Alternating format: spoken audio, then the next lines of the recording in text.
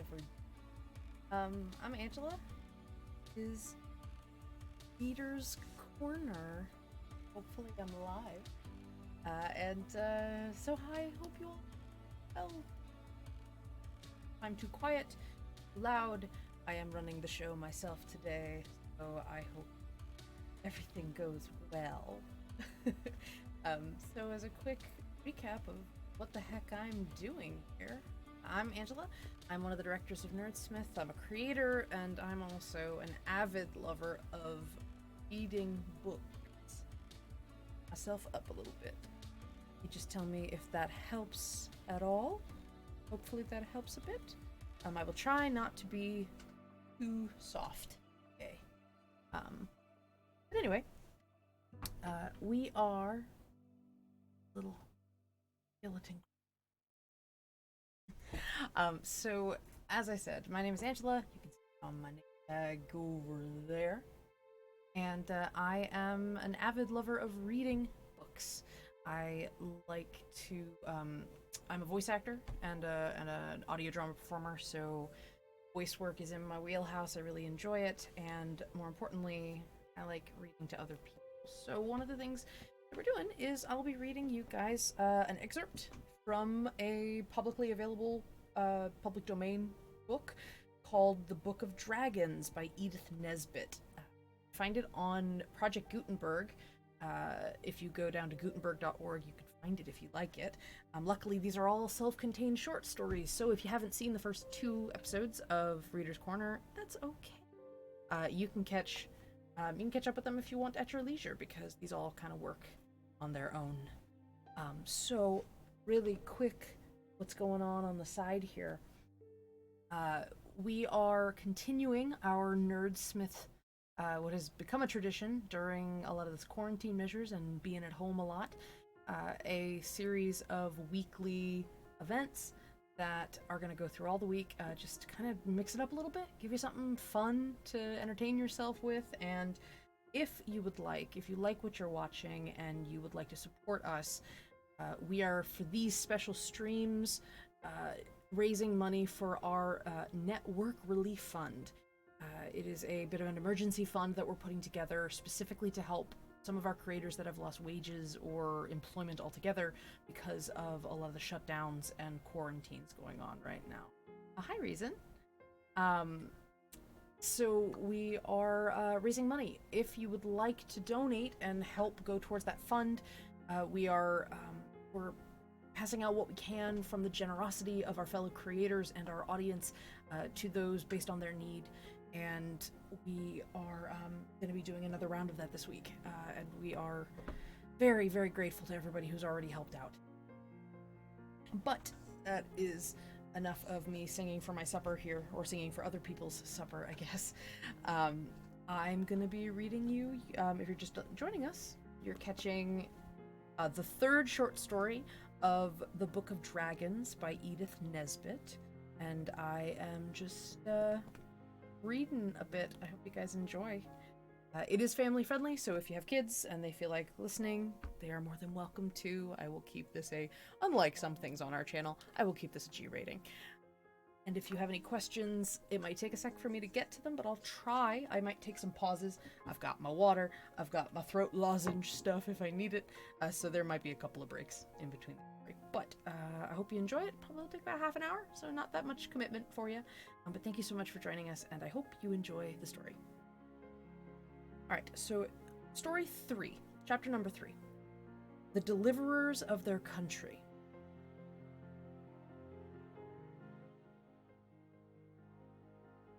Might be too soft, but better that than drowning out the story, because I don't know if a tone might mismatch what I'm reading. Alright. The Deliverers of Their Country. It all began with Effie's getting something in her eye. It hurt very much indeed, and it felt something like a red-hot spark, only it seemed to have legs as well, and wings like a fly. Effie rubbed and cried. Not really crying, but the kind your eye does all by itself without your being miserable inside your mind. And then she went to her father to have the thing in her eye taken out. Effie's father was a doctor, so of course he knew how to take things out of eyes.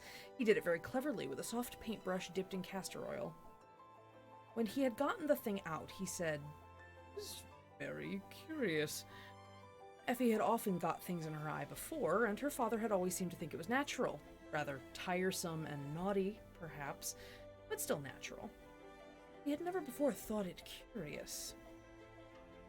Effie stood holding her handkerchief to her eye and said, "I don't believe it's out." People always say this when they have something in their eyes. "Oh, yes, it's out," said the doctor. "Here it is, on the brush. This is very interesting." Effie had never heard her father say that without anything that she had any share in. She said, "What?" The doctor carried the brush very carefully across the room and held the point of it under his microscope. Then he twisted the brass screws of the microscope and looked through the top with one eye. Dear me, 4 well-developed limbs, a long caudal appendage, 5 toes unequal in lengths, almost one of the Lacerdertidae, yet there are traces of wings. The creature under his eye wriggled a little in the castor oil and went on. Yes, a bat-like wing. A new specimen, undoubtedly. Effie, run round to the professor and ask him to be kind enough to step in for a few minutes. You might give me a 6pence, Daddy, said Effie, because I did bring you the new specimen. I took great care of it inside of my eye, and my eye does hurt. The doctor was so pleased with the new specimen that he gave Effie a shilling and presently the professor stepped round. He stayed to lunch, and he and the doctor quarreled very happily all afternoon about the name and the family of the thing that had come out of Effie's eye. But at tea time, another thing happened. Effie's brother Harry fished something out of his tea, which he thought of at first was an earwig. He was just getting ready to drop it on the floor and end its life in the usual way, when it shook itself in the spoon, spread 2 wet wings, and flopped onto the tablecloth. There it sat, stroking itself with its feet and stretching its wings, and Harry said, "Why, it's a tiny newt." The professor leaned forward before the doctor could say a word. "I'll give you 1/2 crown for it, Harry, my lad," he said, speaking very fast, and then he picked it up carefully on his handkerchief. "It is a new specimen," he said, "and finer than yours, doctor." It was a tiny lizard about 1/2 inch long, with scales and wings. So now the doctor and the professor each had a specimen, and they were both very pleased. But before long, these specimens began to seem less valuable, for the next morning, when the knife boy was cleaning the doctor's boots, he suddenly dropped the brushes and the boots and the blacking, and screamed out that he was burnt. And from the inside the boot came crawling a lizard as big as a kitten, large, shiny wings. "Why," said Effie, "I know what it is. It is a dragon, like the one St. George killed." And Effie was right. That afternoon, Towser was bitten in the garden by a dragon about the size of a rabbit, which he had tried to chase, and the next morning all the papers were full of the wonderful winged lizards that were appearing all over the country. The papers would not call them dragons, because, of course, no one believes in dragons nowadays. And at any rate, the papers were not going to be so silly as to believe in fairy stories. At first, there were only a few. But in a week or two, the country was simply running alive with dragons of all sizes, and in the air you could sometimes see them as thick as a swarm of bees. They all looked alike except as to size. They were green with scales, and they had 4 legs and a long tail and great wings like bats' wings, only the wings were a pale, half-transparent yellow, like the gearboxes on bicycles. They breathed fire and smoke, as all proper dragons must, but still the newspapers went on pretending they were lizards, until the editor of the Standard was picked up and carried away by a very large one.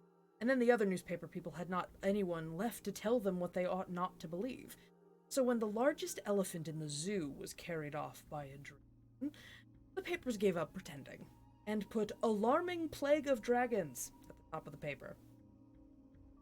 You have no idea how alarming it was, and at the same time, how aggravating. The large-sized dragons were terrible, certainly, but once you had found out that the dragons always went to bed early because they were afraid of the chill night air, you had to only stay indoors all day, and you were pretty safe from the big ones. But the smaller ones were a perfect nuisance. The ones as big as earwigs got in the soup and they got in the butter. The ones as big as dogs got in the bath, and the fire and smoke inside them made them steam like anything when the cold water tap was turned on, so that careless people were often scalded quite severely. The ones that were as large as pigeons would get into work baskets or corner drawers and bite you when you were in a hurry to get a needle or a handkerchief. The ones as big as sheep were easier to avoid because you could see them coming. But when they flew in at the windows and curled up under your eiderdown, and you did not find them till you went to bed, it was always a shock. The ones this size did not eat only lettuce, but they always scorched the sheets and the pillowcases dreadfully. Of course, the county council and the police did everything that could be done. It was no use offering the hand of the princess to anyone who killed a dragon. This way was all very well in olden times, when there was only one dragon and one princess, but now there were far more dragons than princesses, although the royal family was a large one. And besides, it would have been a mere waste of princesses to offer rewards for killing dragons, because everybody killed as many dragons as they could quite out of their own heads and without rewards at all, just to get the nasty things out of the way. The county council undertook to cremate all dragons delivered at their offices between the hours of 10 and 2, and whole wagon loads and cart loads and truckloads of dead dragons could be seen any day of the week, standing in a long line in the street where the county council had their offices. Boys brought barrow loads of dead dragons, and children on their way home from morning school would call in to leave the handful or two of little dragons they had brought in their satchels or carried in their knotted pocket handkerchiefs. And yet there seemed to be as many dragons as ever. Then the police stuck up great wood and canvas towers covered with patent glue.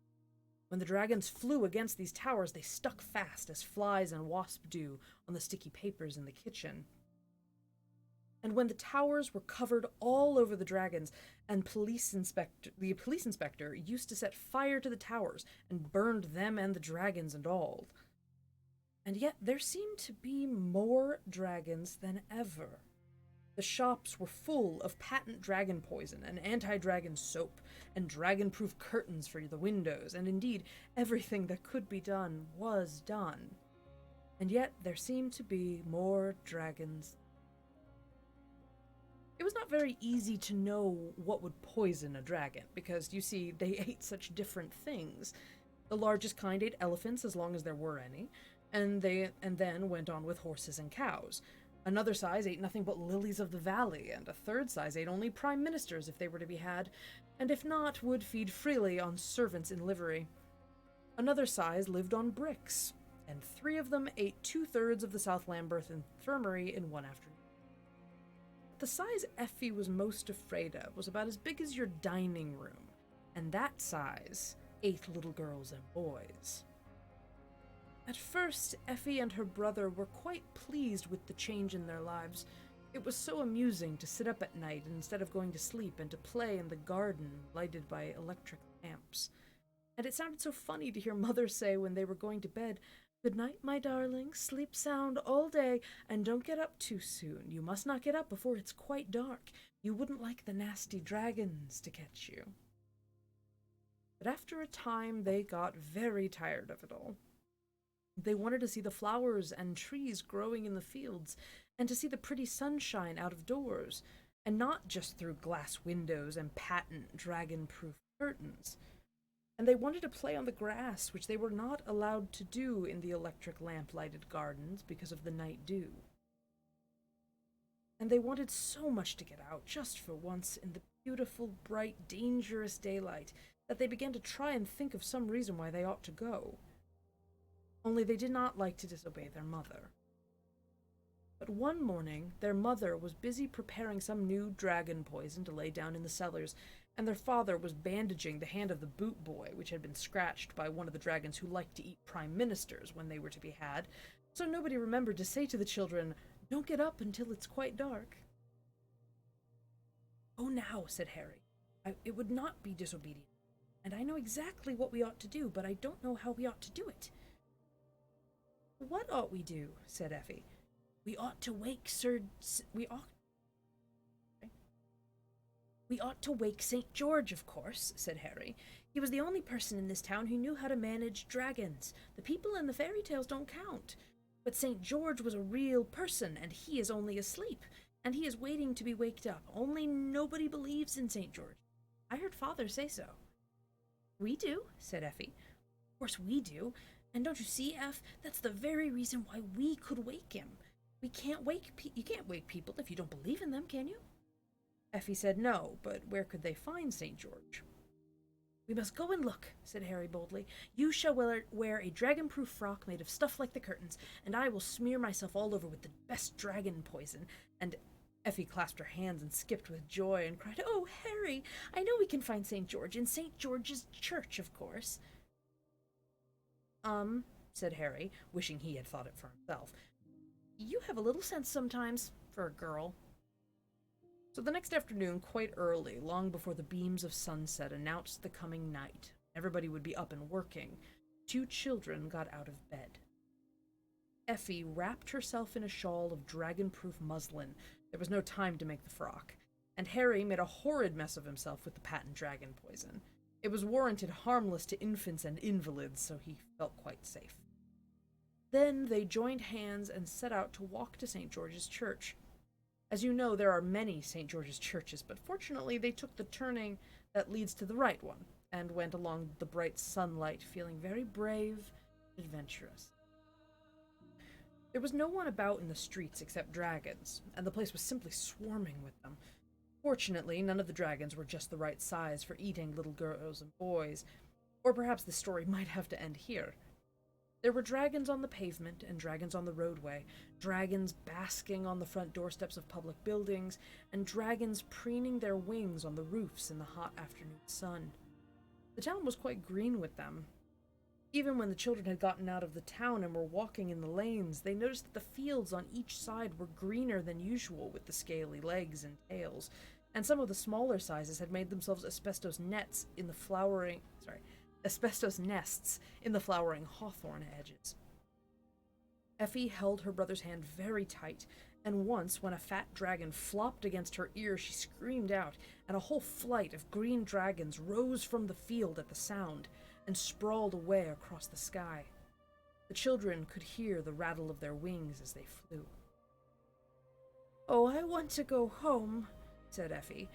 "Don't be silly," said Harry. "Surely you haven't forgotten about the 7 champions and all the princes. People who are going to be their country's deliverers never scream and say they want to go home." "And are we?" asked Effie. "Deliverers, I mean." "See," said her brother, and on they went. When they came to St. George's Church, they fought the door open, and they walked right in. But St. George was not there, so they walked around the churchyard outside, and presently they found the great stone tomb of St. George, with the figure of him carved in marble outside, in his armor and helmet, and with his hands folded on his breast. "How can we ever wake him?" they said. Then Harry spoke to St. George, but he would not answer, and he called, but St. George did not seem to hear, and then he actually tried to waken the great dragon slayer by shaking his marble shoulders, but St. George took no notice. Then Effie began to cry, and put her arms around St. George's neck as well as she could for the marble, which was very much in the way at the back, and she kissed the marble face, and she said, "Oh, dear, good, kind St. George, please wake up and help us." And at that, St. George opened his eyes sleepily and stretched himself and said, "What's the matter, little girl?" So the children told him all about it. He turned over in his marble and leaned on one elbow to listen. But when he heard that there were so many dragons, he shook his head. "It's no good," he said. "They would be one too many for the poor old George. You should have waked me before. I was always for a fair fight. 1 man, 1 dragon was my motto." Just then a flight of dragons passed overhead, and St. George half drew his sword. He shook his head again and pushed the sword back as the flight of dragons grew small in the distance. I can't do anything, he said. Things have changed since my time. St. Andrew told me about it. They woke him up over the engineers' strike, and he came to talk to me. He said everything is done by machinery now. There must be some way of settling these things. By the way, what sort of weather have you been having lately? This seemed so careless and unkind that Harry would not answer, but Effie said patiently, It has been very fine. Father says it is the hottest weather there has ever been in this country. Ah, I guessed as much, said the champion thoughtfully. Well, the only thing would be, dragons can't stand wet and cold, the only thing. If you could find the taps. St. George was beginning to settle down again on his stone slab. Good night. Very sorry I can't help you, he said, yawning behind his marble hand. Oh, but you can, cried Effie. Tell us, what taps? Oh, like in the bathroom, said St. George, still more sleepily. And there's a looking glass, too. Shows you all the world and what's going on. St. Denis told me about it. Said it was a very pretty thing. Sorry, I can't. Good night. And he fell back into his marble and was fast asleep again a moment. She'll never find the taps, said Harry. I say, wouldn't it be awful if St. George woke up when there was a dragon near, the size that eats champions? Effie pulled off her dragon-proof veil. Didn't meet any the size of the dining room as we came along, she said. I dare say we shall be quite safe. So she covered St. George with the veil, and Harry rubbed off as much as he could of the dragon poison onto St. George's armor, so as to make everything quite safe for him. We might hide in the church till it's dark, he said, and then... But at that moment, a dark shadow fell on them. They saw that it was a dragon exactly the size of the dining room. So then they knew all was lost. The dragon swooped down and caught the two children in his claws. He caught Effie by her green silk sash and Harry by the little point at the back of his Eton jacket. Eton jacket? I don't know. And then, spreading his great yellow wings, he rose into the air, rattling like a third-class carriage when the brake is hard on. Oh, Harry, said Effie, I wonder when he will eat us. The dragon was flying across the woods and field, great flaps of his wings that carried him 1/4 of a mile at each flap. Harry and Effie could see the country below, hedges and rivers and churches and farmhouses flowing away from under them, much faster than you see them running away from the sides of the fastest express train. And still the dragon flew on. The children saw other dragons in the air as they went, but the dragon who was as big as the dining room never stopped to speak to any of them, but just flew on quite steadily. Knows where he wants to go, said Harry. Oh, if he only would drop us before he gets there. But the dragon held on tight, flew and flew and flew, until at last, when the children were quite giddy, he settled down with a rattling of all his scales on the top of it. And he lay there on his great green scaly side, panting and very much out of breath, because he had come such a long way. But his claws were fast in Effie's sash and the little point at the back of Harry's Eton jacket.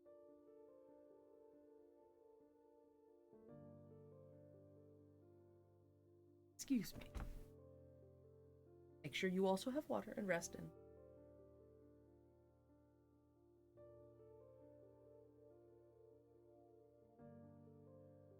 Not an ASMR show. I will not. Microphone catching my water drinking. Right. Oh, it escalated quickly. Then Effie took out the knife that Harry had given her on her birthday. It had cost only 6 pence to begin with, and she had had it a month, and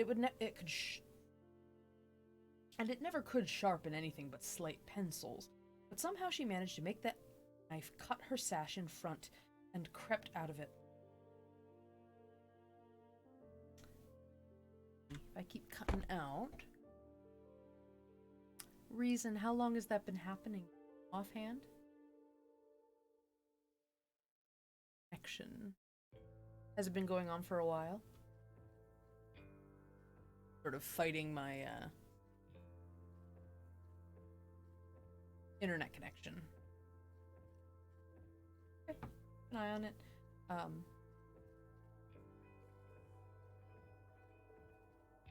My dear, who I know is also in the stream, you could just come in here and listen instead of being on. That might help, I don't know. You're welcome to grab a chair and come sit with me. There's lots of room. It'll be a live book read. Okay, let's try to continue. Oh gosh. Alright, well, let's see. Try not to... Alright. See if we can keep going. Please let me know if I take up too much. Oh. Or rather, not take up. Not the phrase. Tell me if I keep cutting out. I'll keep an eye on the chat. Thank you all so much for letting me know. I'll start at the beginning of the paragraph then. See if that helps. Also, I'm gonna try copying.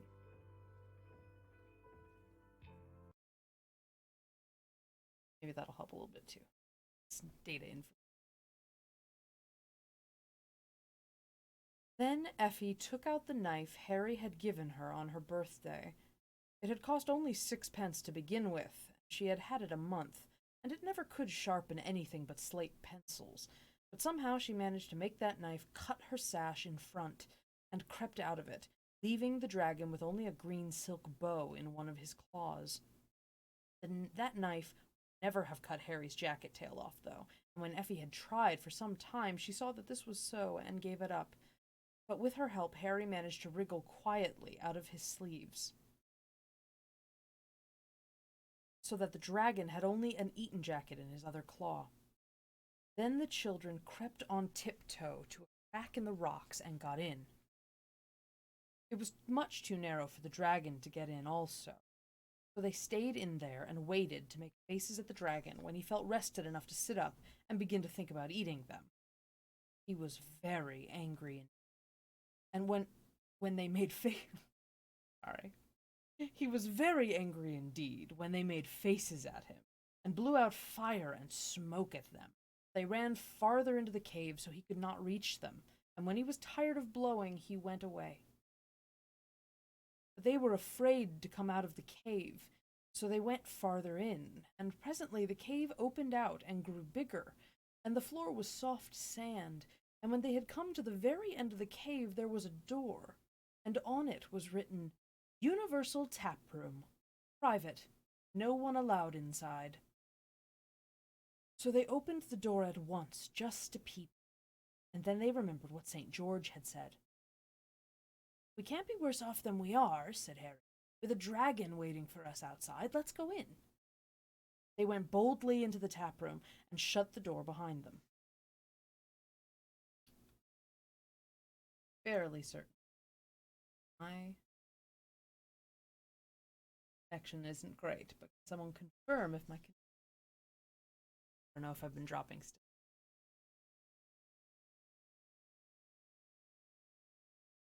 And now they were in a sort of room cut out of solid rock, and all along one side of the room were taps, and all the taps were labeled with china labels like you see in baths. And as they could both read words of 2 syllables, or even 3 sometimes, they understood at once that they had gotten to the place where the weather is turned on from. There were 6 big taps labeled sunshine, wind, rain, snow, hail, ice, and a lot of little ones labeled fair to moderate, showery, south breeze, nice growing weather for the crops, skating, good opened weather. Hold on. Let me see if I can fix that a little bit.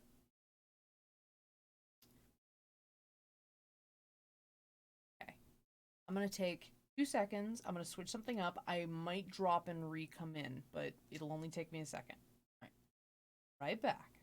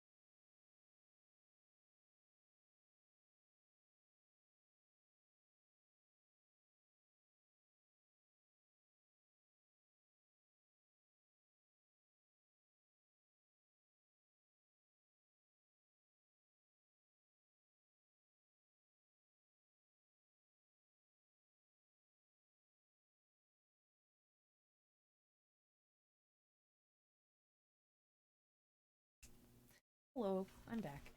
I lowered the stream quality a little bit. I shouldn't be trying to do full HD.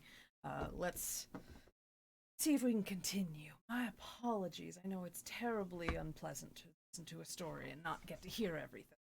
I seem to have a green light on my connection, so maybe I'll just start doing that from now on. Let's see. Excuse me. Oh. Because I'm excellent at drinking water. Anyway, let's just go and forget that happened. Y'all get to see how coordinated. All right. Let's just start that paragraph over. I think I'm doing good with the connection. If you observe anything different, please let me know.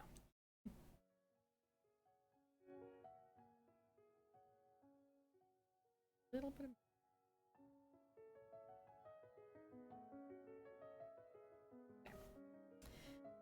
And now they were in a sort of room cut out of the solid rock, and all along one side of the room were taps, and all the taps were labeled with china labels like you see in baths. And as they could both read words of 2 syllables and even 3 sometimes, they understood at once that they had gotten to the place where the weather is turned on from. There were 6 big taps labeled sunshine, wind, rain, snow, hail, ice, and a lot of little ones labeled fair to moderate, showery, south breeze, nice growing weather for the crops, skating, good open weather, south wind, east wind, and so on. And the big tap labeled sunshine was turned full on. They could not see any sunshine. The cave was lighted by a skylight of blue glass, so they supposed that the sunlight was pouring out by some other way, as it does with the tap that washes out the underneath parts of patent sinks and kitchens. Then they saw that one side of the room was just a big looking glass, and when you looked in it, you could see everything that was going on in the world, and all at once, too, which was not like most looking glasses. They saw the carts delivering the dead dragons at the county council's office, and they saw St. George asleep under the dragon-proof veil, and they saw their mother at home crying because her children had gone out in the dreadful, dangerous daylight, and she was afraid that a dragon had eaten them. And they saw the whole of England. Proof positive that this story takes place. We've been debating how British it is.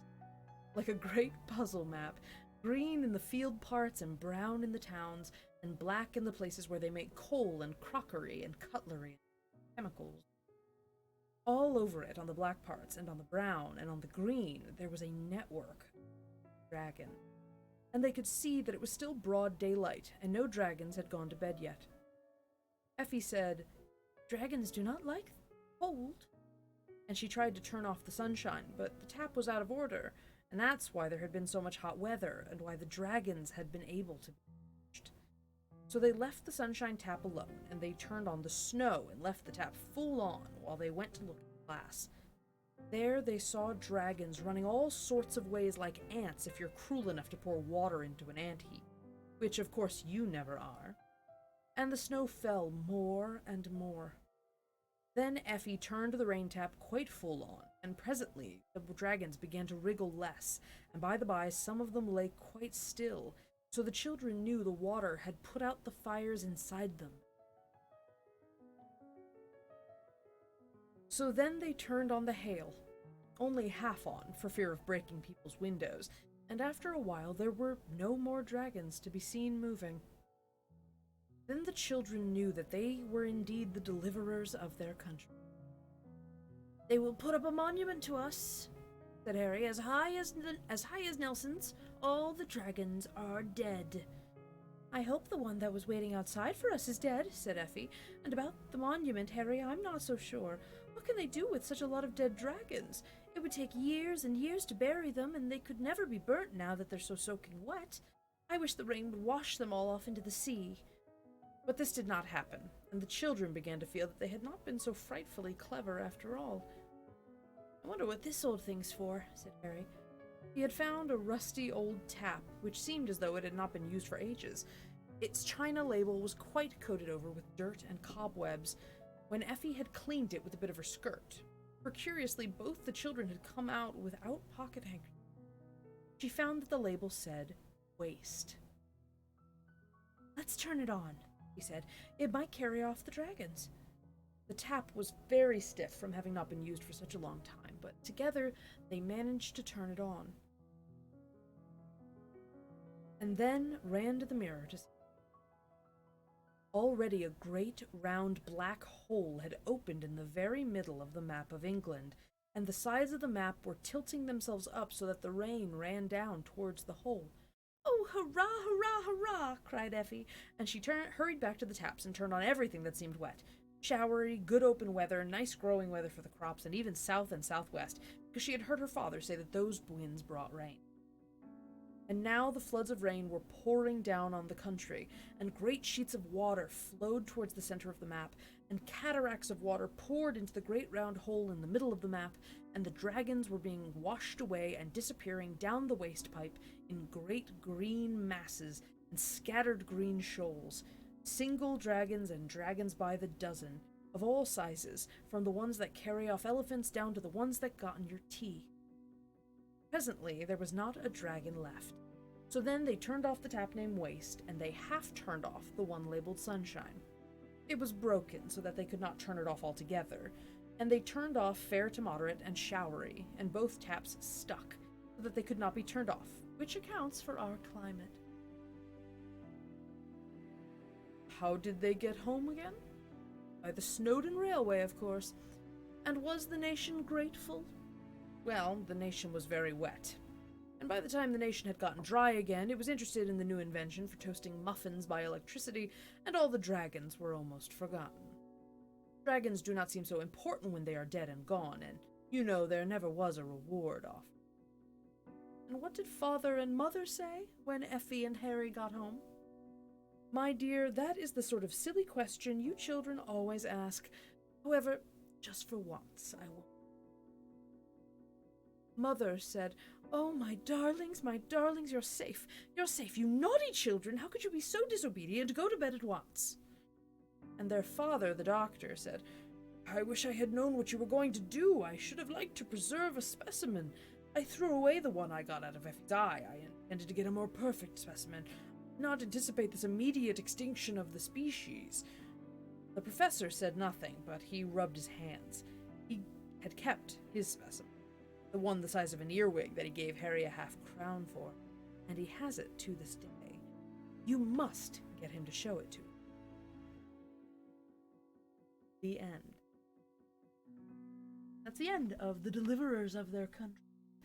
One of the books in the Book of Dragons, by Edith Nesbit. So, that is the end of our story. We will be picking this up again next week, same time, Monday at 6 p.m. Pacific, 9 p.m. Eastern. Next time, I'm going to try very hard to get my fireplace working. Don't think I had it working before. That's okay. We had a good time. Alright, so once again, if you're watching, this has been Reader's Corner, a special event we're running, among others, with Nerdsmith this week and next week, and probably for the foreseeable future, given the fact that some people are kind of stuck at home. Meant to be something fun and enjoyable for you to share, and yeah, so I hope you enjoyed the story. We are trying to raise a little money for our network relief fund. If you find it was a fun experience listening to read or participating in any of our special events this week, please consider donating. You can find the link in the Tip This Show link under the video, or go to streamlabs.com/wearenerdsmith. We appreciate anybody who came in to hang out with me. Reason, thank you so much for participating in chat. I really appreciated you being there and helping me troubleshoot a little bit. I think I'm a little more stable now for reading next time. And yeah, well, that's all I have for you tonight. This week's schedule, you can find it on Twitter at wearenerdsmith. But as a quick rundown, Tuesday night at 7 p.m. Pacific, 10 p.m. Eastern, we have Shenanigans, our Spelljammer D&D. You can donate to that stream to add a little chaos into the game. Quite a few things you can do. And your bit donations help us keep our ship in order. The better the bits, the better the quality of the ship is. So we depend on them, please. Anyway, so tomorrow is Shenanigans, and I hope to see you there. Please, everyone, have a wonderful rest of your... Have a very pleasant rest of your evening, and enjoy yourselves, and do me a favor, good to read.